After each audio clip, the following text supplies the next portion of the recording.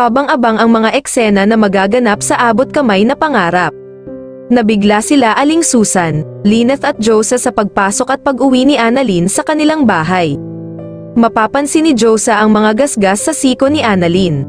Kaya niya ni Lynette agad si Annalyn at kanyang ikinomfort. Kausap ni Lynette sa cellphone si RJ. Dito sinabihan niya si RJ na alam naman nito na hindi pwedeng pagsamahin sila Annalyn at Zoe na dapat kasi ay pinauwi na lang ni RJ si Annalyn at hindi na pinatulog doon, di sana hindi na nangyaring muntikan itong masagasaan. Tanong lang ni RJ, kung sinisisi ba ni Lynette si Zoe. Umiiyak na kausap ni Zoe ang daddy RJ niya, na feeling niya ay bumabalik ang kanyang depresyon dahil sa nangyayari sa kanilang pamilya. Pakiusap ni Zoe ay puntahan nila ang mommy Moira ni Zoe. Naggagalaiti naman si Giselle kay Zoe.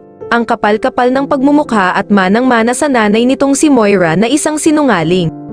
Sa hotel kung saan tumutuloy si Moira, sinabihan ni RJ si Moira na tigil-tigilan nito ang drama niya, nandun lang siya sa hotel dahil sa pakiusap ni Zoe.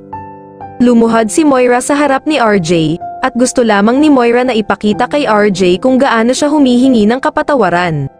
Pakiusap ni Moira na patawarin na siya ni RJ, ngunit ang sagot lang ni RJ ay sa isang kondisyon lamang. Ano kayang kondisyon ang ibibigay ni RJ kay Moira?